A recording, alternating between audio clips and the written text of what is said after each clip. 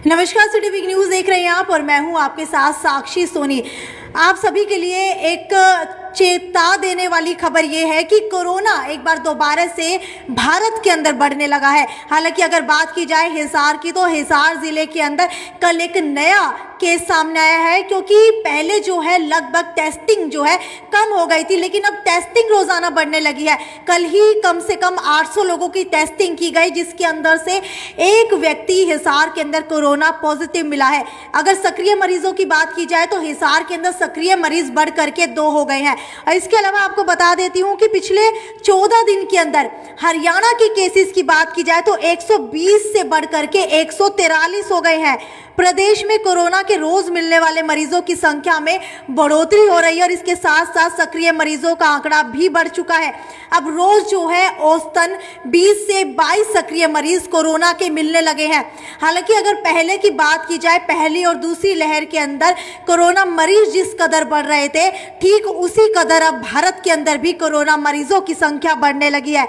नए केस बढ़ने से 2 हफ्ते में ही एक्टिव केस यानी कि सक्रिय मरीजों की संख्या 19.16% हो गई है। सबसे ज्यादा बढ़ोतरी पंचकुला और फरीदाबाद में हो रही है। ये 2 जिले ऐसे हैं हरियाणा के जहां पर लगातार कोरोना के केस बढ़ते जा रहे हैं।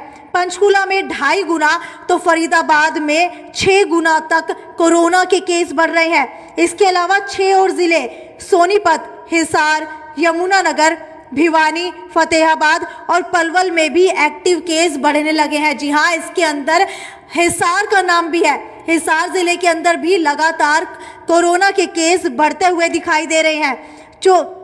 14 नवंबर को प्रदेश में 120 एक्टिव केस थे और अब इनकी संख्या बढ़ करके 143 हो गई है।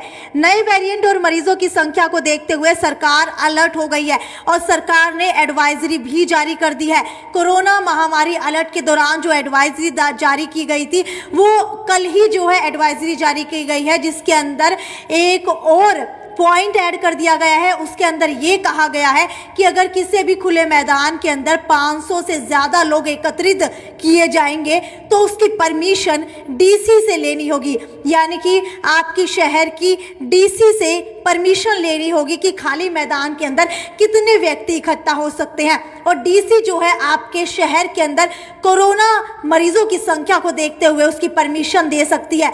हालांकि इसके बाद आपको बता देती हूँ कि सीएम और स्वास्थ्य मंत्री रोज जो है समीक्षा कर रहे हैं। स्वास्थ्य मंत्री अनिल विज ने तो ये तक कहा है कि साउथ अफ्रीका में नया वेरिएंट ओमिक्रॉन मिला है, यानी कि B.1.1.529, जिसकी बात मैंने आपसे पहले बताई थी। हालांकि कल ही मैंने आपको इस बारे में चेता दिया था। हालांकि मैंने परसों आपको इस बारे में चेताया था और यही खबरें जो है अब सुर्खियों में है। अगर आज या कल की बात की जाए तो सभी नेशनल अखबारों की सुर्खियां जो है सिर्फ कोरोना को लेकर के हैं। हालांकि ये केसेस जो है यूरोपीय देशों के अंदर ज्यादा बढ़ रहे हैं, भारत के अंदर केसेस इतने ज़्यादा नहीं है। लेकिन अगर बात की जाए साउथ साइड की, यानी कि कर्नाटक, आंध्र प्रदेश या फिर महाराष्ट्र, यहाँ पर दोबारा से कोरोना के केसेस बढ़ने शुरू हो चुके हैं। वहीं अगर दिल्ली जैसी एनसीआर सिटीज़ की बात की जाए तो वहाँ पर लगभग औसतन जो है 40 केस के लगभग रोज़ाना मिल रहे हैं। कल की ही बात की जाए तो कल लगभग 40 केस के आसपास मिले हैं। इसके अलावा इससे निपटने के लिए पूरी तैयारी जो है अभी सरकार की तरफ से की जा रही है। पहली और दूसरी लहर में कोरोना से लड़ने में जो नियम निर्धारित किए गए थे, उन्हीं नियमों की पालना की जाएगी। साथ ही टेस्टिंग को जो है दोबारा बढ़ाया जाएगा।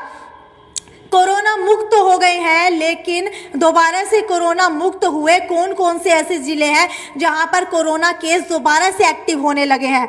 पिछले 14 दिन में रोहतक और रेवाड़ी कोरोना मुक्त होने वाले जिलों की कैटेगरी में शामिल हुए थे, जबकि कोरोना मुक्त हो चुके 3 जिले सोनीपत, भिवानी और पलवल में जो है लगातार नए मरीज मिल रहे हैं। प्रदेश में इस वक्त 8 जिलों में कोई एक्टिव केस नहीं है। इनमें नूंह, चरखी दादरी, झज्जर, जींद, महेंद्रगढ़, रोहतक, सिरसा, अंबाला और पानीपत शामिल है। गुड़गांव में भले ही एक्टिव मरीजों की संख्या में कुछ कमी आई हो, लेकिन आपको बता देते हैं कि अभी तक 70 मरीजों का इलाज जो है अभी तक चल रहा है, वो भी कोरोना संक्रमित है। जबकि पंचकुला में 30 और फरीदाबाद में 25 एक्टिव केस हैं। आपको बता देती हूँ कि प्रदेश के किन 8 जिलों में सक्रिय मरीजों की संख्या में बढ़ोतरी हुई है। पंचकुला के अंदर 14 नवंबर को 12 केस थे, 28 नवंबर को 30 हो गए हैं और 18 बढ़ गए हैं। फरीदाबाद में 9 केस थे लेकिन अब 25 हो गए हैं। अगर बढ़ोतरी की बात की जाए तो लगभग 16 केस बढ़ गए हैं। इसके अलावा अगर हिसार की बात की जाए तो हिसार की बात आपको बता देती हूँ कि एक बार दिखाना चाहूँगी कैमरा के अंदर कि 1 केस बढ़ा था, लेकिन अब जो है हिसार के अंदर 2 केस बढ़ गए हैं, जिसमें बढ़ोतरी 1 हुई है, यानी कि कुल मिलाकर के हिसार के अंदर 2 केस जो है वो सक्रिय है। इसके अलावा यमुनानगर के अंदर पहले 4 केस थे, अब 5 नए मिल गए हैं, इसके अंदर 1 की बढ़ोतरी हुई है। भिवानी के अंदर 1 भी नहीं था, 0 पे आंकड़ा चल रहा था, लेकिन अब 1 केस मिल गया है, इसकी वजह से 1 केस की बढ़ोतरी हो गई है। फतेहाबाद में 1 केस था, 2 मिल गए हैं, 1 की बढ़ोतरी हुई है। पलवल में 0 थे, 1 मिल गए, 1 की बढ़ोतरी हुई है। एक बार दिखाना चाहूंगी आपको कैमरे के अंदर कि कहां के अंदर जो है कितने केसेस मिल रहे हैं। ये आपको तस्वीरें लाइव देख पा रहे हैं। इसके अंदर मैं आपको दिखा रही हूँ लगातार कि हरियाणा के कौन से 6 ऐसे जिले हैं जहां पर सक्रिय मरीजों की संख्या जो है बढ़ गई है। हालांकि आगे की ओर बढ़ते हुए आपको बता देती हूँ कि सिर्फ कोरोना यहीं पर खत्म नहीं हुआ है। हालांकि केंद्र सरकार की तरफ से प्रदेश सरकारों को भी हिदायतें दे दी गई हैं कि जो गाइडलाइंस इशू की गई है वो सभी कहीं ना कहीं अपनाते हुए दिखाई दे। इसके अलावा आपको बता देती हूँ कि क्या कुछ यात्रियों के लिए भी इसके अंदर रखा गया है। भारत में ओमिक्रॉन जो है अब तक नहीं मिला है, ये सबसे बड़ी बात है। और आपको ये भी बता देती हूँ कि सीक्वेंसिंग जो है लगातार हो रही है। हाल ही में दक्षिण अफ्रीका से बेंगलोर आने वाले एक व्यक्ति में जो है कोरोना वेरिएंट मिला है, लेकिन अभी तक पुष्टि ये हुई है कि वो ओमिक्रॉन वेरिएंट नहीं है। हालांकि मन की बात में भी पीएम नरेंद्र मोदी ने चेताया है और ये भी कहा है कि कोविड अभी तक नहीं गया है। इसके अलावा सबसे बड़ा सवाल उन लोगों के लिए है जो ये पूछ रहे हैं कि नई गाइडलाइंस के अंदर क्या कुछ रखा गया है। तो नई गाइडलाइंस की ओर बढ़ते हुए आपको बता देते हैं कि कुछ ही समय पहले सरकार ने ये घोषणा की थी कि अंतर्राष्ट्रीय फ्लाइटें, अंतर्राष्ट्रीय उड़ानें शुरू कर दी जाएंगी। लेकिन जैसे ही 2 दिन के अंदर कोरोना केसेस बढ़ने शुरू हुए, सरकार ने लगभग 6 अंतर्राष्ट्रीय फ्लाइटों के ऊपर बैन लगा दिया है। लेकिन उसके अलावा भी ये बैन यहीं पर खत्म नहीं हुआ। अगर आप लोग जाना चाहते हैं बाहर तो आपको बताती हूँ कि अंतर्राष्ट्रीय फ्लाइटों के लिए या फिर अंतर्राष्ट्रीय यात्रियों के लिए क्या कुछ गाइडलाइंस जो है सरकार की तरफ से इशू की गई हैं।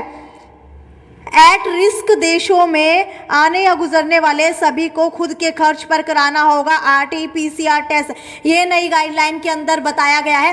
एट रिस्क यानी कि बिल्कुल उसी समय रिस्क की घोषणा हो चुकी है, इसीलिए बिल्कुल एट रिस्क के ऊपर आप लोगों को जब भी अगर आप लोग भारत से बाहर जाएंगे या बाहर से भारत के अंदर आएंगे तो RT-PCR टेस्ट जो है खुद के खर्च के ऊपर कराना होगा। आपको बता देती हूँ कि पहले जब भी अंतर्राष्ट्रीय फ्लाइटों के अंदर बाहर जाया करते थे तो सरकार RT-PCR का सारा खर्च उठा रही थी, यात्रियों की जांच कर रही थी। लेकिन अब जांच भी करानी पड़ेगी, नेगेटिव की रिपोर्ट भी होना बहुत ज़रूरी है और RT-PCR का भी सारा खर्चा यात्रियों को ही देना पड़ेगा। विदेश से आ रहे यात्रियों के लिए रविवार को केंद्र सरकार से संशोधित गाइडलाइन जारी कर दी है जो 1 दिसंबर से प्रभावी हो जाएगी। एट रिस्क देशों से आने वाले लोगों को भारत में अनिवार्य रूप से खुद के खर्च पर एयरपोर्ट पर RT-PCR कराना होगा। रिपोर्ट आने तक एयरपोर्ट पर ही रुकना होगा। अगर रिपोर्ट पॉजिटिव आती है तो लगभग 7 से 8 दिन का क्वारंटाइन पीरियड रहेगा, अपने घर के अंदर क्वारंटीन रहना पड़ेगा और उसके 7वें 8वें दिन के बाद दोबारा से RT-PCR की रिपोर्ट करानी पड़ेगी। अगर वो नेगेटिव आती है तो ही भारत के अंदर प्रवेश करने दिया जाएगा या फिर भारत से बाहर जाने दिया जाएगा। इसके अलावा यदि पॉजिटिव पाए जाते हैं तो उनका सैंपल जीनोम सीक्वेंसिंग के लिए भेजा जाएगा। उन्हें सख्त आइसोलेशन में रहना होगा। पॉजिटिव पाए गए यात्रियों को कॉन्टैक्ट ट्रेसिंग के दायरे में रखा जाएगा। जो भी पॉजिटिव पाया जाता है यात्री, अगर वो यात्रा करके आया है तो उसके दाई या बाई सीट के अंदर 3 यात्रियों को जो है कहीं ना कहीं देखा जाएगा, आइसोलेट किया जाएगा और साथ ही जो कैबिन क्रू है उसको भी आइसोलेट किया जाएगा। अन्य देशों से आने वाली हर फ्लाइट में 5% यात्रियों का एयरपोर्ट पर रैंडम कोविड टेस्ट होगा। इसका खर्चा सरकार देगी। इन्हें 14 दिन होम आइसोलेशन में रहना होगा। वहीं अगर कोई समुद्री मार्ग से आता है क्योंकि ये तो बात हो गई एयरपोर्ट की। अगर कोई समुद्री मार्ग से आता है तो उसके लिए क्या है, समुद्री मार्ग से आने वाले अंतर्राष्ट्रीय यात्री भी इस प्रोटोकॉल का पालन करेंगे, यानी कि उनके पास भी नेगेटिव रिपोर्ट होनी जरूरी है, नहीं तो उनका एयरपोर्ट पर ही RT-PCR टेस्ट किया जाएगा। यात्रा से पहले हर यात्री को एयर सुविधा पोर्टल पर 14 दिन की विस्तृत travel history, self declaration form और 72 घंटे पुरानी negative RT-PCR test report upload करनी होगी। इसके बाद ही कोई भी यात्री भारत से बाहर या बाहर से जो है भारत के अंदर आ सकता है। खैर, ये तो यहीं तक की अपडेट थी, आगे भी अपडेट का सिलसिला यूं ही बरकरार रहेगा।